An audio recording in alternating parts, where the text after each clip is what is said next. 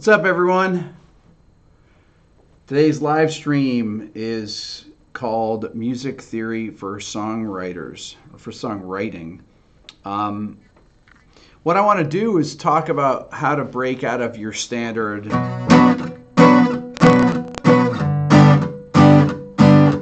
Despacito.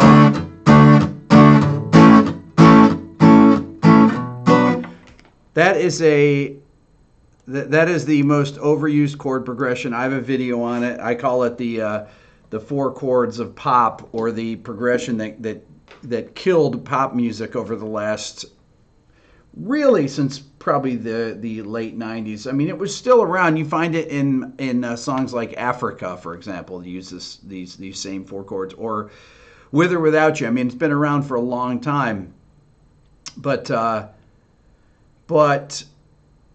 there are a lot of possible choices, but the first thing you need to do is understand a little basic theory on chord progressions, okay? Let me talk about that chord progression for Despacito. With the four chords of rock or pop that I like to call them are the 1 chord, 4 chord, 5 chord, and 6 chord. Now, they can come in any order, okay? Despacito starts B minor,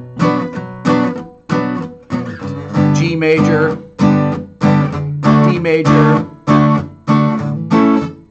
A major. Now, anytime you have two chords that are a whole step apart, if they're major chords, they are usually going to be the 4 chord and 5 chord of the key that you're in. So in this case, if G is the 4 chord and A is the 5 chord, then D is going to be your 1 chord. So your progression here, the B minor then is going to be 6,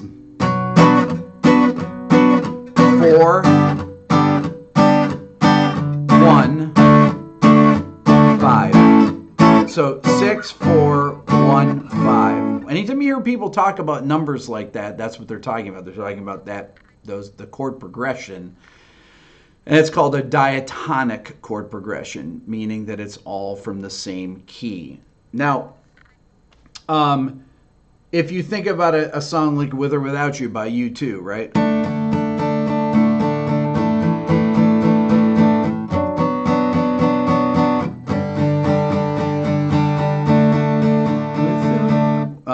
Let's see, I'm trying to think. See the storm set in your eyes, see the thorn twist in your side, and I wait for you.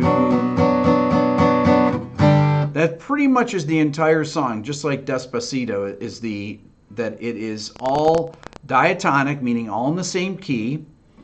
In this case, it starts D, A, B minor, G. Well, what did I just say about two chords that are a step apart? G and A. Well, it's the same key, right? So this would be the 4 chord, the 5 chord, the 1 chord, right? So this chord progression for With or Without You uses the same 4 chords of pop music. So 1, 5, 6, 4. Okay, now you can write songs like that. Tom Petty had a whole career, of songs. I'm learning to fly. We got wings coming down. It's the hardest thing. Okay, same thing, 4 chords. We got F, C, A minor, G.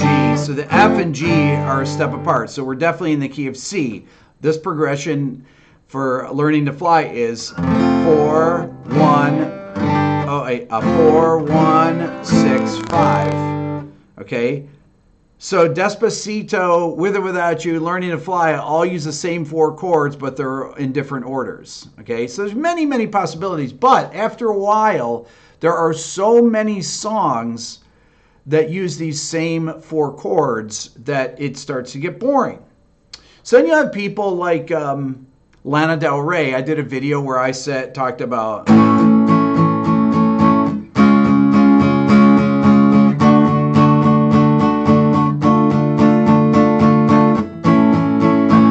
Okay, so she uses the same chords as Creep or The Air That I Breathe by the Hollies. Now, the Hollies sued Radiohead, and then Radiohead sued Lana Del Rey, although we're not even sure if that actually really happened or not. You know, sometimes these things are just put out there on Reddit, and people think that they're true.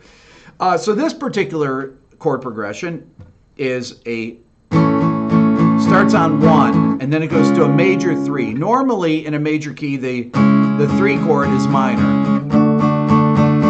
So it's 1 major 3. Okay, that's actually is a modulation. Okay, this is a 5 of 6, called the secondary dominant chord, to 4. And then it has another, what we call borrowed chord, which would be a 4 minor. Now, 4 minors were used by the Beatles a lot. That's an old school thing that you used to hear back in the 60s and the 50s. That was in many, many different, many songs, hundreds and hundreds of songs. As you go back in time, songs become much more sophisticated. I'll give you an example with the chord progressions. If you take a song like Something by the Beatles, now Something actually uses so many different devices that it's really incredible. Right in the beginning of the song, it starts out, you guys know Something by the Beatles. Okay, so it starts on, the song is in C major, so it starts on the 4 chord, which is F major. Okay, so if it's in C and we have an E flat major chord, that is a flat 3rd major chord. That is a borrowed chord. So that is one of those chords that you can use that you may not think of using, right? If you're in C major, it's a really cool sound, right? And he's... Then he goes to G major, but he's doing G major with the D in the bass. Okay, so this is a 4 to flat 3 to 5, okay, to 1. Something in the way she moves. Then he goes C major 7. Then he goes to C7. Okay, anytime you have a 7th chord, you're getting ready to change keys, because every time you have a dominant 7th chord, it's the 5 chord in some key. Well, C7 is not the 5 chord in the key of C. It's the 5 chord in the key of F. No other. So he does a 5, 7, a 4. That's called the secondary dominant. So this is really sophisticated, right? We start 4, flat 3, 5, 1. Then 1 major 7. Then we go secondary dominant because we're going to modulate to F major. No other. Then he's done. And then something in the way. So there's another modulation because the D7 only comes from the key of G. And so this is a 5 of 5. Way she moves me. But this is really, G is actually the 5 chord in the key of C, but this is really actually going to the, is actually going to the key of G. So there's a little walk up. That's how you know that it's actually in G. So we've got 1, then 1 major 7, still in the key of C. Now we're getting ready to modulate 5 of F, 5, 7 of 4. Then we're in the key of F. Then we're in the 5 of 5. Then we're 5, 7 going to G major. Way she moves me. Then you have a line cliche. Don't wanna leave now. You know I believe it now.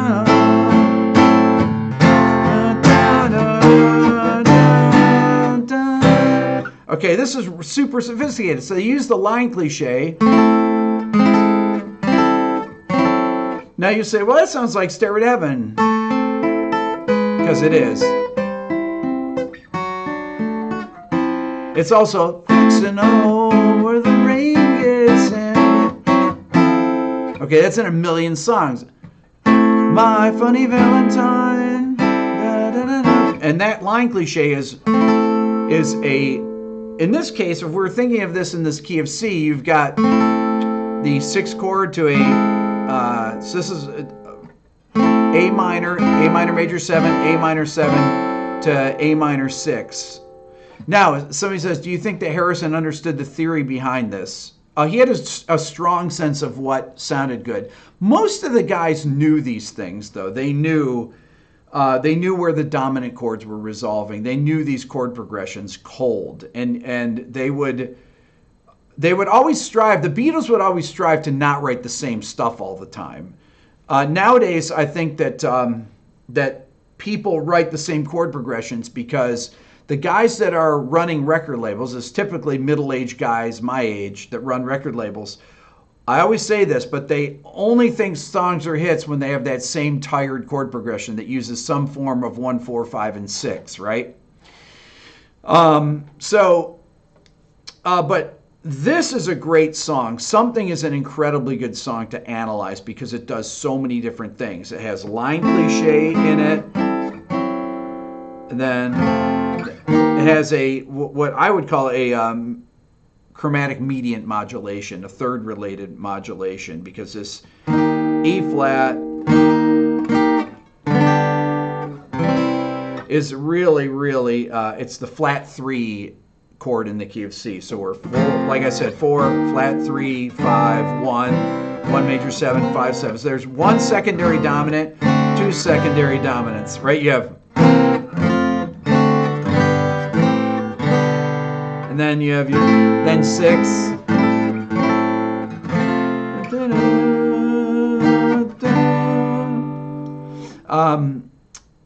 That's a great one to learn from.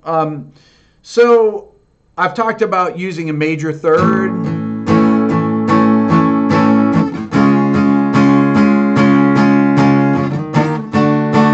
Now the Beatles actually, you don't have to go very far. 6 minor chords are really common in contemporary pop songwriting. Most pop songs, I talked about the tune Clarity by Zed from a few years ago.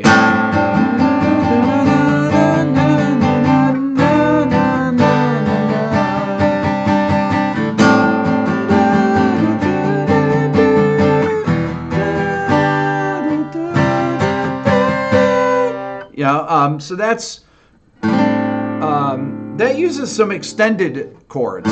Instead of A minor, it uses A minor 11, D sus4, then it uses E minor. It's actually all up a half step. I'm doing it in this key because it's easier to play on the guitar.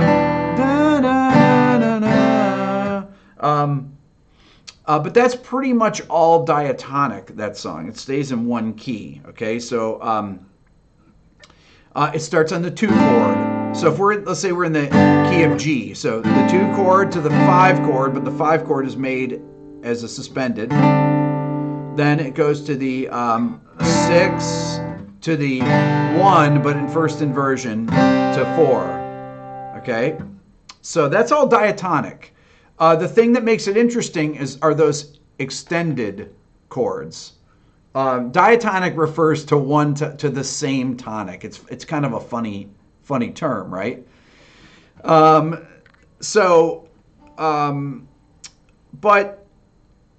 there's obviously a lot of possibilities. I mean, the Beatles wrote really sophisticated songs. I'll give you an example of another one of their songs from their early records that changes keys all over the place. It's if I fell in love with you, would you promise to be true and help me understand? 'Cause I've been in love before, and I thought that love was more than just holding hands.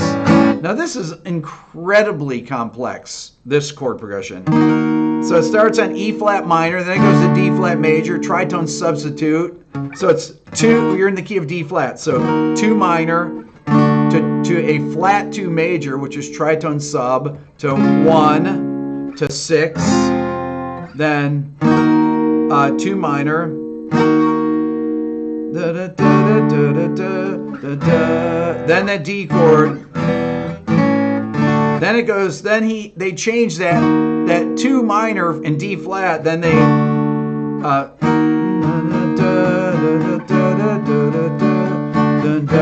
then it goes to 2 in the key of D, which is really sophisticated. Holding hand.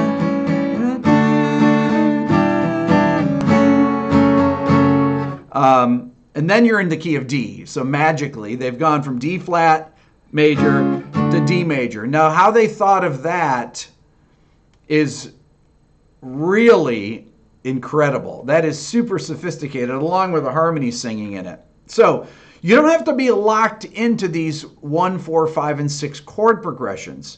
The flat 7 is a great progression to you, a great chord to throw in. So let's say you have a chord. Let's say you're doing something like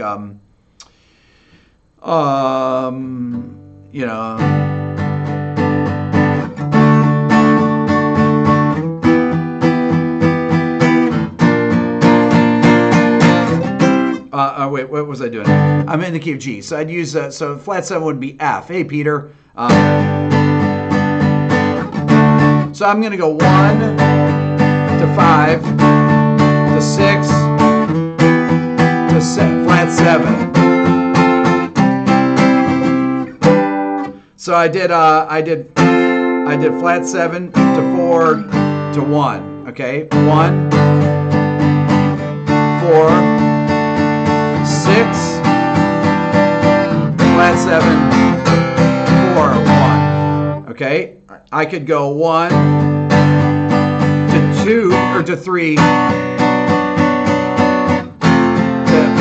to flat 7. Now that is really cool. Okay, 1, 3, flat 7 to 4. Okay, flat 7 is like Freebird. I just saw that. Freebird uses the flat 7.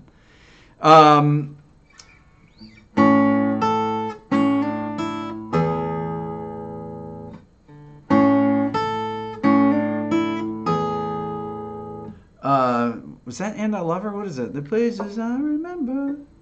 What was that song? Somebody just said, "Can you do and I Love Her"? I'm having a mind. Please. Is that it? Love you more.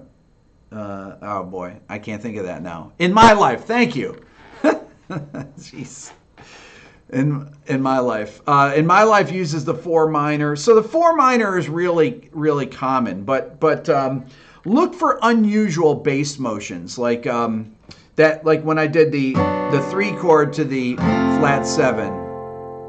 But Freebird. If I with you, girl,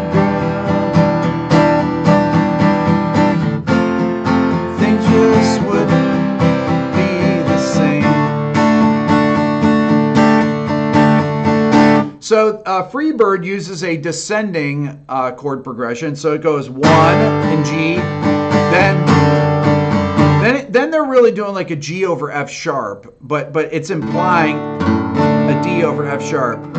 So it'd be 1 to 5 in first inversion to 6, and then the flat 7, 4, 5. So that's another great example of the flat 7. So you have the major 3, the flat 7. You can also use a flat 6. The flat 6 is an interesting chord to use. So if we're in the key of G, the flat 6 would be E flat major. So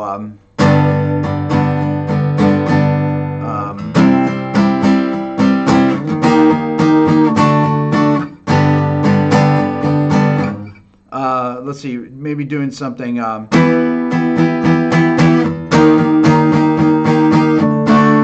You start getting into things like Nirvana would use flat. I'm trying to think of songs that would use a flat 6 major, but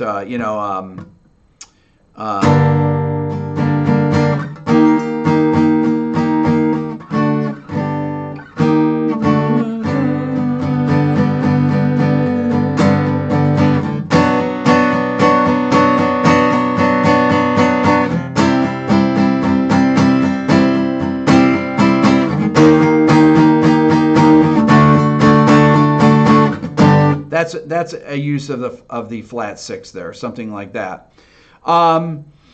If you're talking about Nirvana songs, they used a lot of really interesting progressions, right? Let's say we take like Teen Spirit, for example.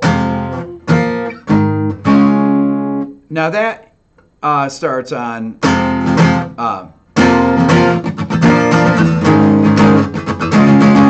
that would be in F minor. This is what's, I'm going to do a whole show on Teen Spirit because it's actually incredibly complex. But Kurt Cobain would use a lot of third-related chord progressions, if you think about. And they can be used in any context. You can do them in any kind of pop music, but if you think of like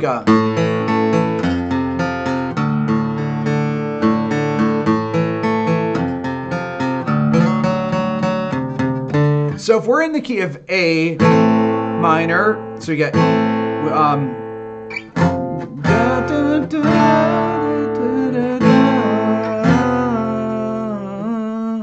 okay, so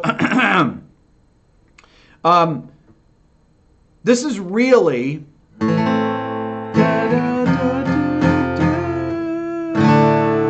this D chord here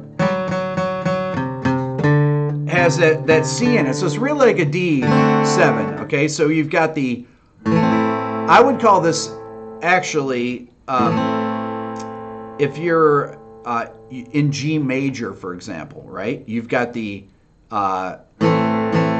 chord to the flat 7 chord to the 5 chord. But really, you'd say, well, the song is actually in A.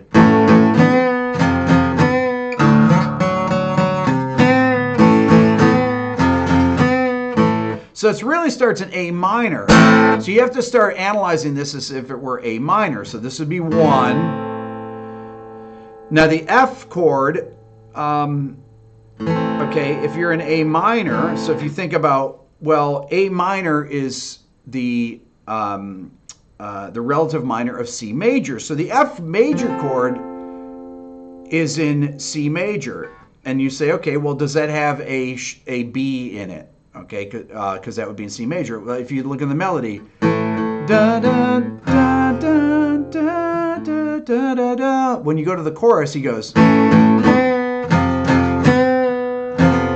there's your sharp 4 right there. So you know that that is definitely, that F major chord has that sharp 4 in it. So you know that it's an A minor for sure. So that D chord, right, is a borrowed chord. It's actually a 5/7. Okay, it's really 5 of the. If you think of C major, right, that would be 5 of 5. But that G major in the key of A minor is the flat 7, or what we call the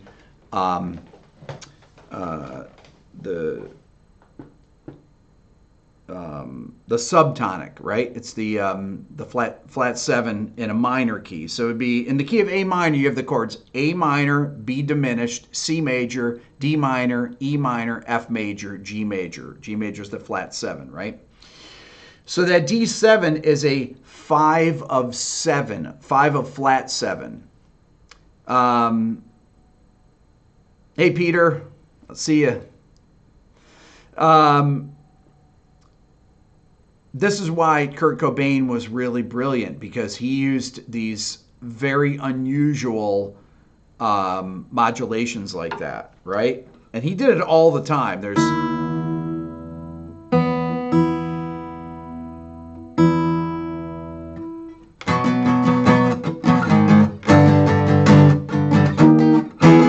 well, I'm trying to think of it.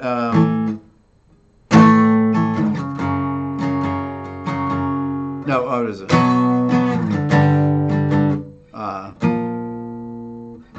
What tune am I thinking of?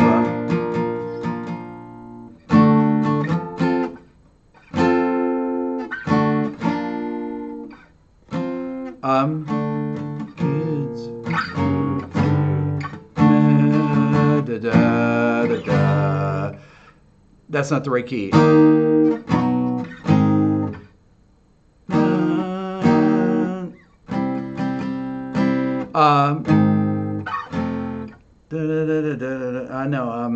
There's 3 songs that use this progression that are on, In Bloom, thank you. There are 3 songs on Nevermind that use this chromatic, these third-related chords.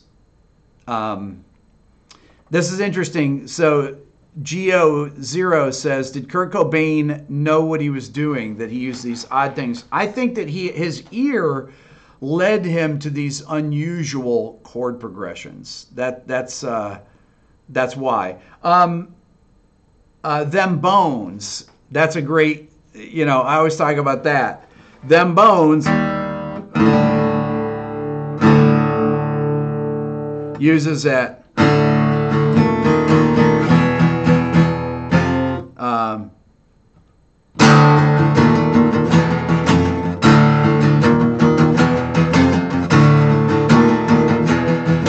Really, if you think about this, I like to think of this as a D5 to E flat Lydian to E sus to F major.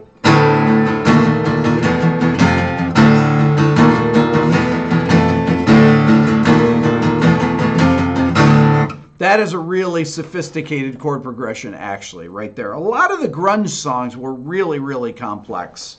I talk about that. I talk about, Black Hole Sun, because of the, starts on that sus chord.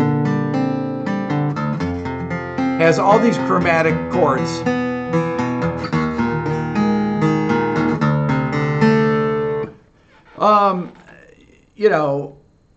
But you don't have to, you can go back, as you go back further, the chord progression.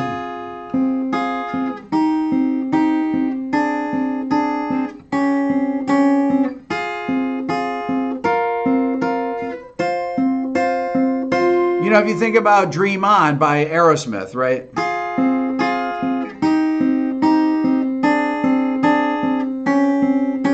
Now that is super sophisticated. That's what I mean? That's really something that you have to work out. What is going on there? Broccoli Rob says. Okay, so you got F minor to C minor to so if you got C, D, A flat, anybody know what that chord is? Because that's not a complete C, D, A flat, or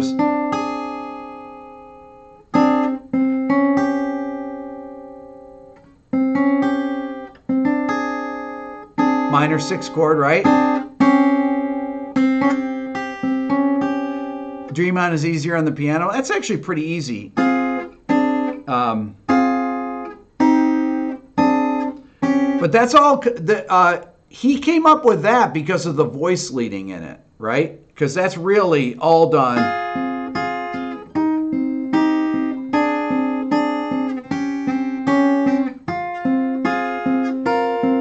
There's a lot of,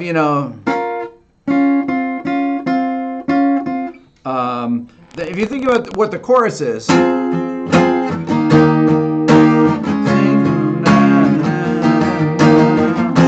that's a 6-5-4 chorus, but it's really not. It's really 1 flat 7 flat 6, right?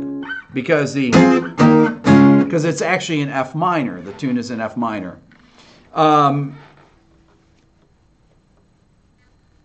It's a very simple song, except for the intro part, which is really, really incredibly hip. So there's many, many possibilities. Oh, by the way, 20% off all the stuff in my store today. RB805, 20% off everything. I make my living based off people buying things in my store. Most of my videos are demonetized, especially the ones that I do that get the most views. You can also, if you want to support my channel, you should think about becoming a member of the Beato Club, which is basically our version of Patreon, and you can find it go to my website, rickbeato.com, and get there. And there's extra content on there where I do explanations on videos that go beyond what I've done.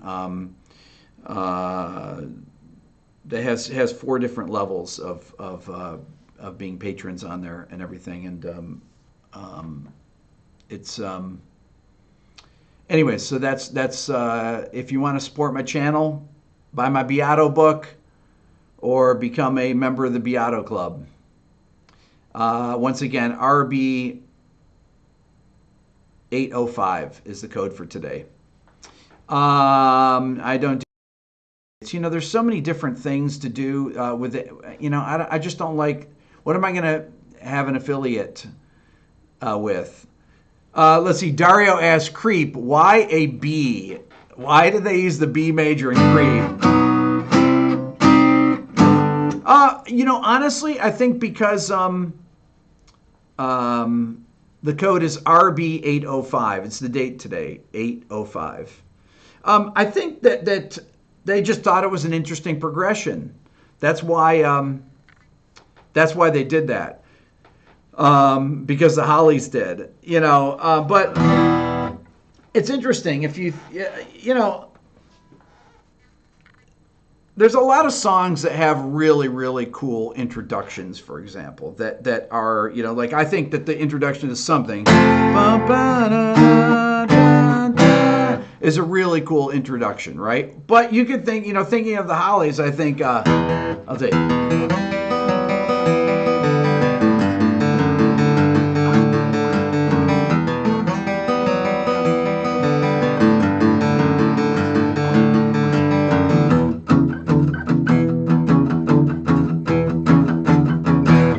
Long Cool Woman in a Black Dress is a great one. And that has a whole, what we call a signature out front.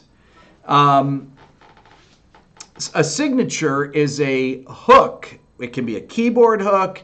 It can be a guitar hook. It can be any kind of a thing that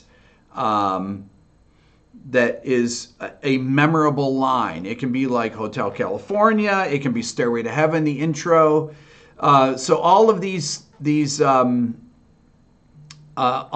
famous songs have hooks at the beginning. Journey was incredibly good at writing hooks. I'm trying to think of, the Beatles wrote hooks all the time. Here's a hook.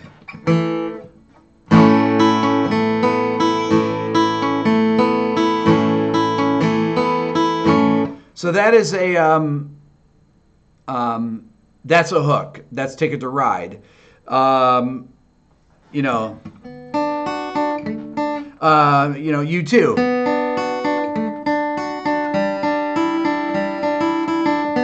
New Year's Day. So that's that would be a hook right there. That's what I would call a signature hook, right? That's the main part of the song that is used in the picking part. Most famous songs, no matter what, even if they're on the radio today, most pop songs have hooks. The hooks can be chords. I'm trying to think of what is it?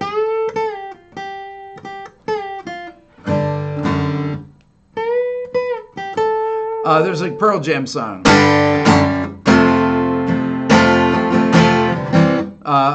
Dissonant.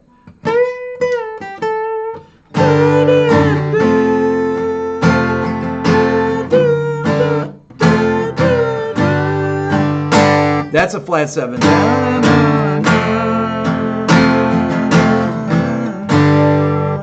That's a great song, Dissonant. That once again, that's a great use of a flat 7. But other hooks like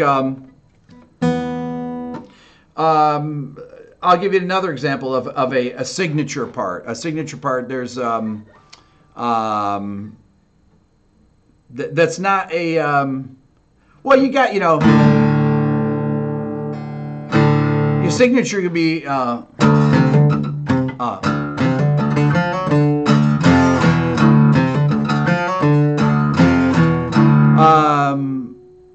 rage.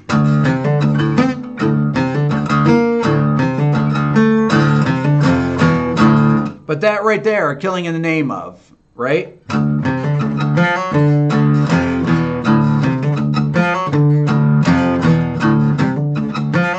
That's a great, great signature hook, right? Or here's another great signature hook.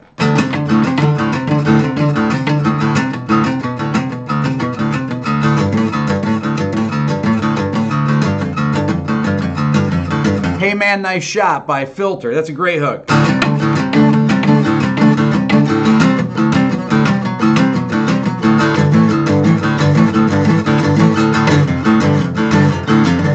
That's a killer hook, you know? Or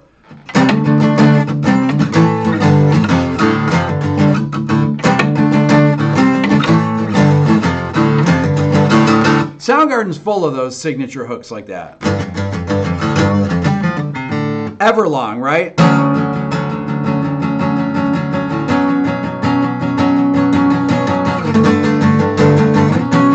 The hook can be, the signature can simply be the chord progression played, right?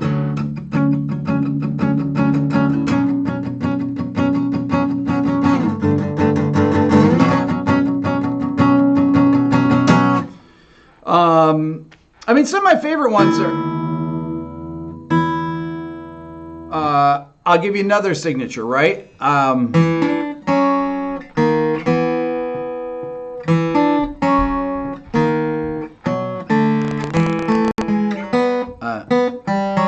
That's right. No.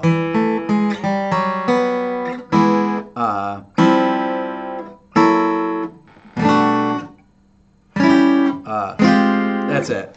Right there, Steely Dan, total signature hook.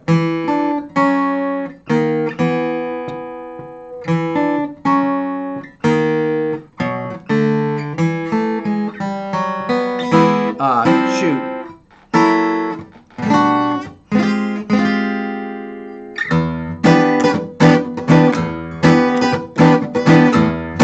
Red Hot Chili Peppers. I mean, great at hooks, at signature hooks. 1979.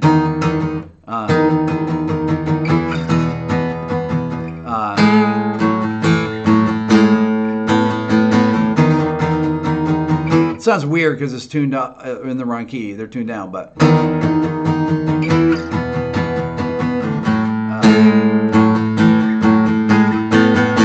Somebody said The Police. Sting wrote all signature hooks.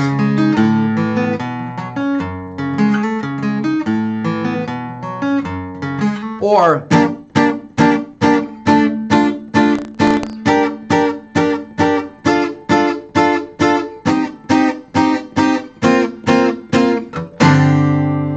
right there. There's a signature hook. The Stones, come on. There's a million Stones hooks.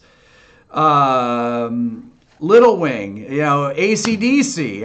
All those AC/DC songs are, you know, are hooks, right?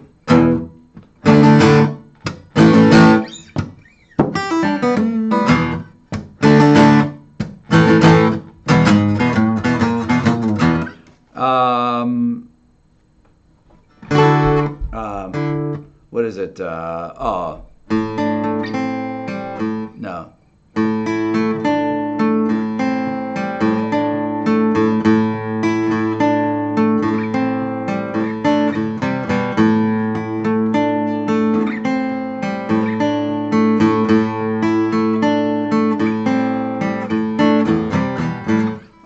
Hell's Bells. I mean, pretty much every song that is famous has a signature hook in it that Tool Schism, the bass part, every Zeppelin song, I mean, you know.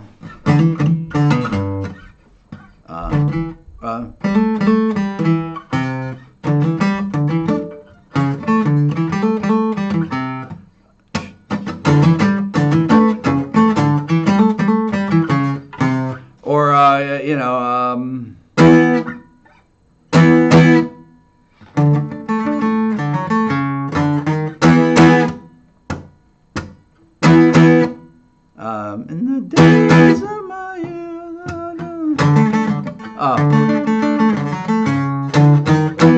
Killer hook right there. That's a great hook. More Than a Feeling.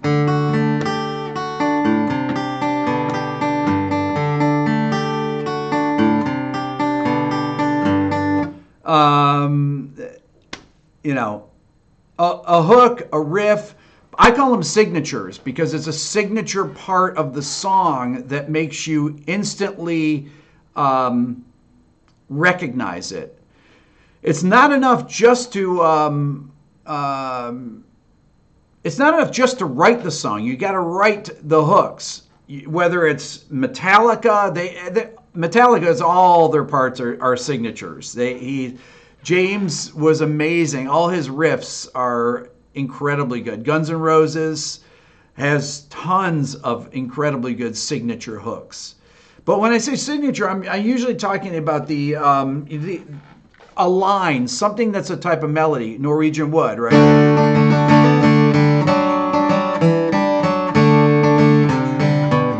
Sunshine of Your Love, or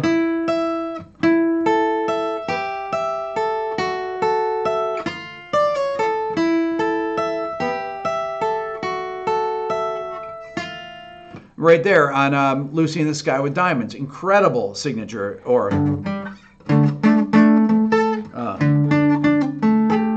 I can't play that on guitar.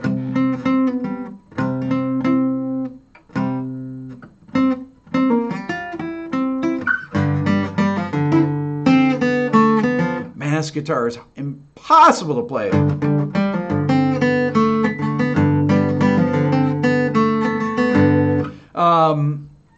Stevie Ray, Voodoo Child, I mean, Day Tripper, you know.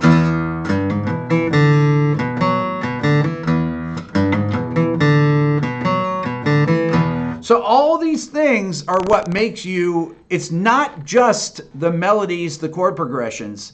You've got to have hooks. Seeing me fail at the thing makes you feel better. I know, it's like, anytime I start thinking about playing bar chords up here, I get, oh man, ouch. Purple Haze, right?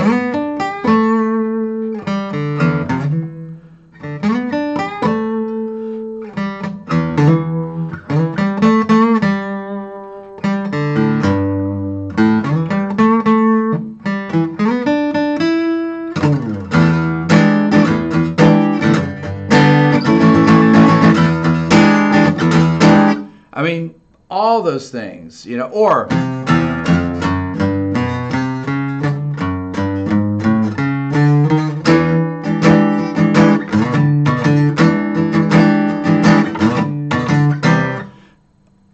Hey Joe. I mean, every Hendrix song is full of hooks. Bowie, please, right?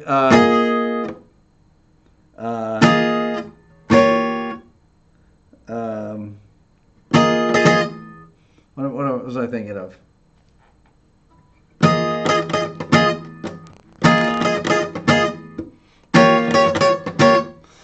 All right.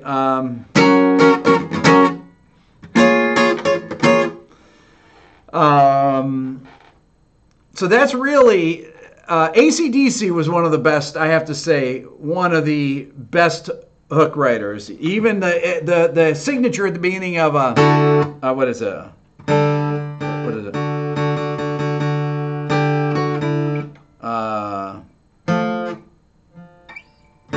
What is it?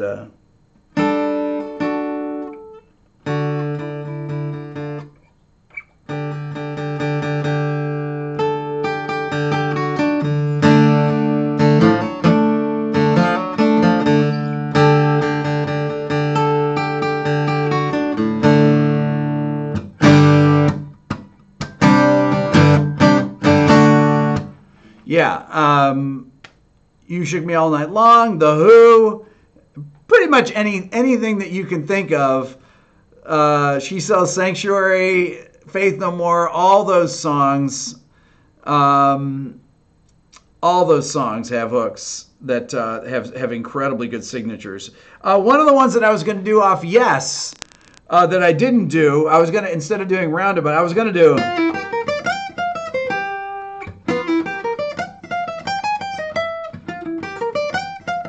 You guys know Long Distance Runaround? That was the B side to Roundabout. I mean, look, even this is a hook. You know, Starship Trooper. Those are hooks. Rush. You know, come on, Rush. There's like a million hooks. So you not only really need to think about these things, you need to try to come up with things that people haven't come up with before, but you got to create memorable parts that people want to hear.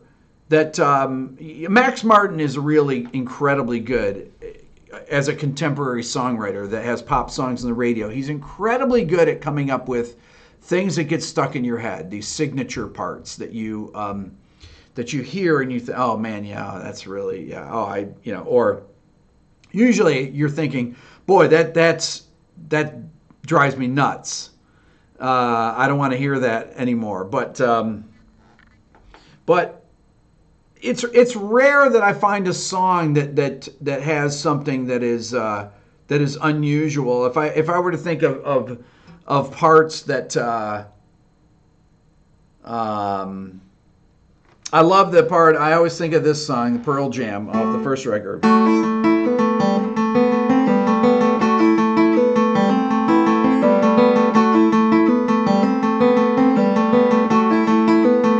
It's in Garden. It's beautiful.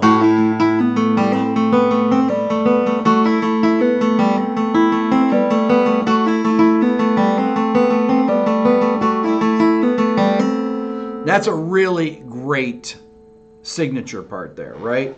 If you think about, you know,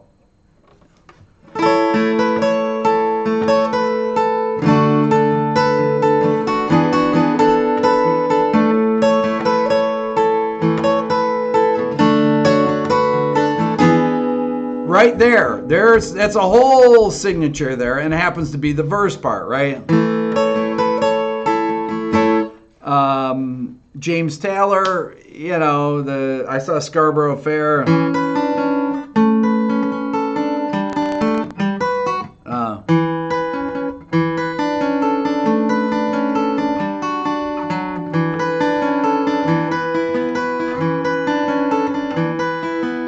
That's an amazing signature part there. Tears in Heaven has it. I mean, pretty much the reason that we're talking about all these songs is because, you know, because of those signatures. As much as everybody wanted to complain about Wonderwall, right?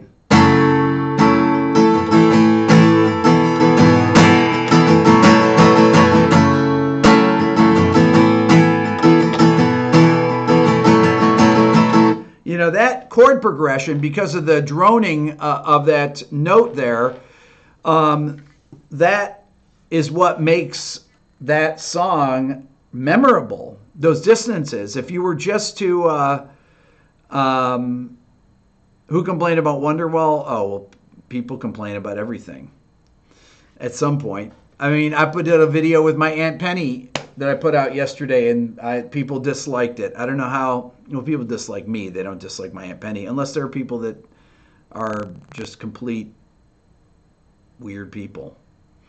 Anyways, all right, so that's really good. 20% off anything in my store. My Beato book, that helps run my channel. The code is RB805. That's what helps me do these videos and keeps these videos coming every day. Or join the Beato Club and support. That's my version of Patreon. It's you can follow. You can be a donor. There's extra things you get when you're a Beato Club member. You get you get extra PDFs of things. You can read about all the different. There's 4 different levels of people that are patrons in there.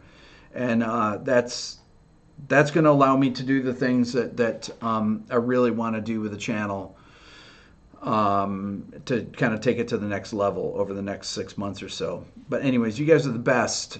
You got to write hooks, though. You got to write memorable parts. In addition to great melodies, you got to write memorable, piano parts, guitar parts, whatever. That's the thing, that you got to hook people as soon as the song starts. If you think about Since You've Been Gone, whatever, all these Max Martin things, you got to have those hooks at the beginning of the song that as soon as the people hear it, you're like, oh, I know that song. Oh, I love that song. Okay? All the songs were great. At Queen, they all did it, right? Think about the beginning of Bohemian Rhapsody, right? As soon as you hear it, Imagine. You hear that piano riff, you know what it is, right? You're the best. Thanks, everyone.